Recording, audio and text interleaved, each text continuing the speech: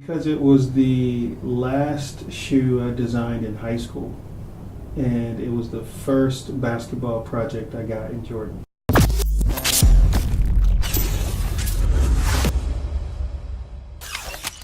大家好，这里是 ULSUM， 我是云夫。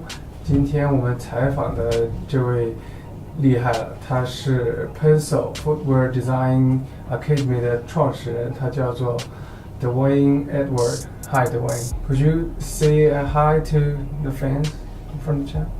Hello, how you guys doing? Name is Dwayne Edwards. Happy to be in China. The weather's warm, not too bad, but better than Portland.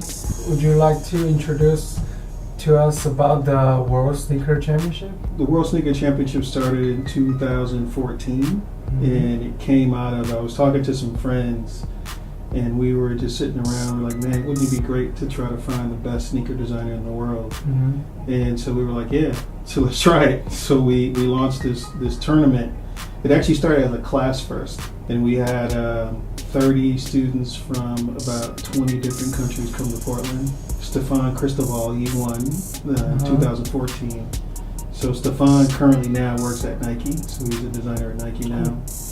And in 2015, we decided to take a break and redesign it and make it an online tournament. So in 2016, we relaunched it as an online tournament, and then it became more global. In 16, we had students from 75 different countries. I think it was like 5,700 people registered for it. So 16, it was Maxwell Lund who won, American kid from Minnesota. That was the first time where we had a few Chinese kids make it to, like, I think top 32, I think. And then in 2017, which is where we are now, another American kid won, named Christopher Dixon. But we had a Chinese student by name Martin Ding make it to the top 4. What's the reason you want to bring the World Sneaker Championship to China this time? Actually, from the 16 submissions, we saw an increase in Chinese kids entering into the tournament. But we also even saw an increase of Chinese students trying to get into PENSOLE back in Portland. So every year when we're doing PENSOLE, we're seeing more and more students from China kind of enter, whether it's PENSOLE competitions or the World Sneaker Championship. So we thought it was important to come here to really celebrate, one, Martin making it to the top 4, but also understand, what does the talent look like here in China. All right. I know a lot of my friends who entered design schools for other stuff, but I never imagined or never saw a footwear design, even a major or a college like that. So is that why you wanted to start PENSOLE in the first place? Yes. It started when I was working in Jordan, and it was really difficult for me to hire students for either an internship or even a job, and that was primarily because they weren't learning how to design footwear in college. And so I wanted to figure out a way to bridge that gap between students learning how to do footwear before they actually get an internship. And so I decided to retire from Jordan and focus on building the first school that's solely focused on sneakers. Is that why the school is important? Because you were working in Jordan? Yeah, I moved from Inglewood, California to Portland for Jordan, and fell in love with the city of Portland and didn't want to leave. Cool. Since it's the first class in 2010, right? Now you have like nearly 200 alumni who entered the footwear industry, whether it's designing, marketing, or other stuff. Is this what your goals are, or do you have something bigger in mind? It's the beginning. It's the beginning of my goal. My goal is to I write down goals all the time. One of the headlines I wrote when I started PENSOLE was that one of the goals that I started PENSOLE was I wanted any footwear company looking to hire a new designer, that they would have to contact PENSOLE to find who's the latest talent. And in the last 7 years, that's happening. So we have all the major brands, they'll email me and say, hey, we have an open position, do you know anybody who will be available for it? And from there, it just became more of my vision to understand how can we serve the entire footwear industry? You know, since we're based in Portland, a lot of the companies didn't understand, if we could help them, because they thought that we were only working with Nike and Adidas. Yeah. And we're actually not. So we have students in over like 50 different companies throughout the world. And so my goal is to supply the whole industry with the best talent. I've read an article online, actually a few of them. I think you kind of being active about the diversity in the designing industry. Is that one of the reasons you want to bring the championship to China? Yeah, in the U.S., the companies are global. Yeah. Their headquarters are based in the United States, but they sell product all over the world.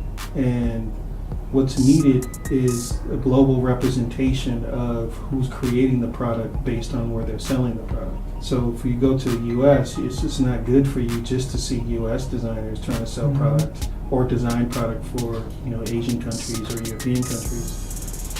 So diversity is good not only for the company, it's actually good for creativity, because creatively you can learn so much from other people from different places, and that's true creativity when you can learn from each other. We see a lot of new African American designers these days having big impact for the whole industry, like Virgil from Off-White or Jerry Lorenzo from Fear of God. Yeah. Do you think they create a nice image for the industry, or do they set up a good example for people who want to be part of this?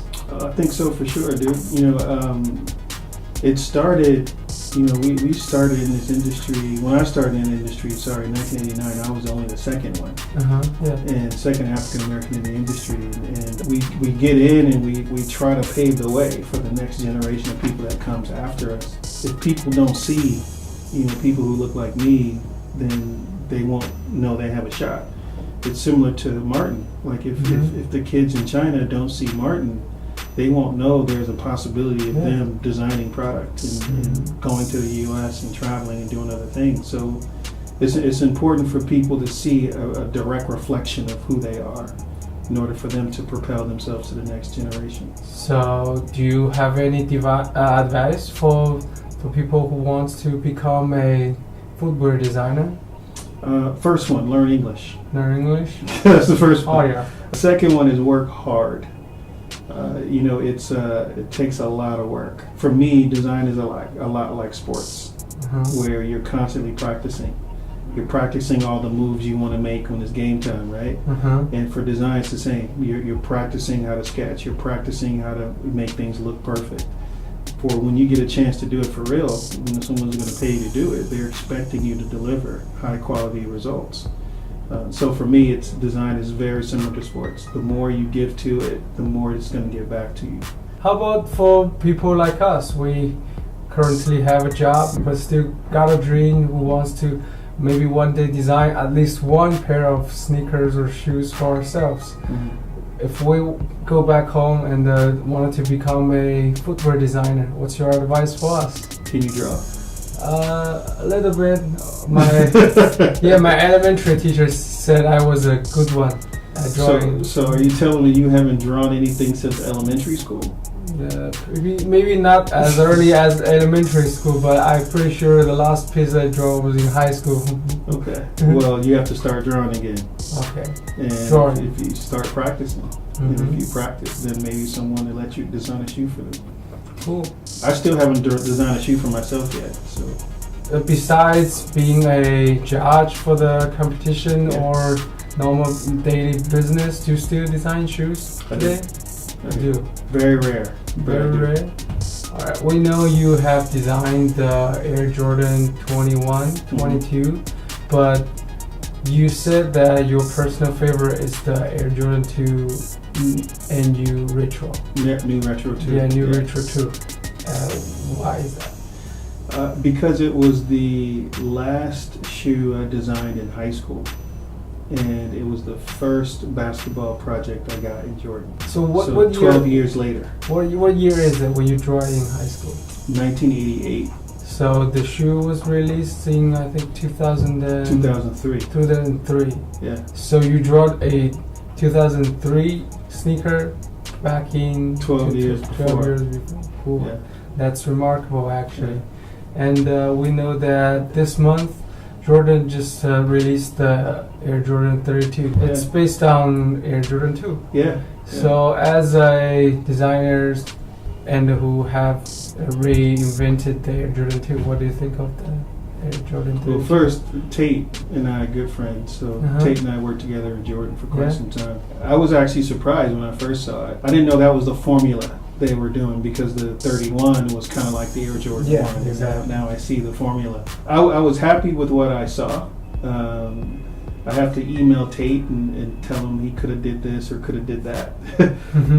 But no, I was happy with what I saw. So you are actually involved in the designing process? Not now. No, but I mean back then, because you text him. Yeah. Oh, okay, so that's part of your job. Yeah, I still talk to Tate. And how about your idea of the thoughts about the idea that put classic sneakers into modern design? I personally don't like it. You don't like it? I don't like it. You want new stuff? Right? I think new is better, only because if you're a company that has a rich history and you're going backwards all the time to go forward, it takes you longer to go forward.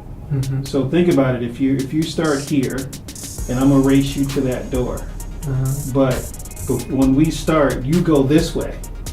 And then you go that way. I'm going to beat you to the front, to the door. So I think that companies that go backwards, it takes them longer to move forward as a company. All right. Not if you're trying to get to the door. All right. Last question. You mentioned about hard work in designing. Yeah. How about talent? Which one is more important? I'll take hard work over talent any day. Okay. Thank you. Yeah. Thank you, Mr. Thank you, man. Thank you.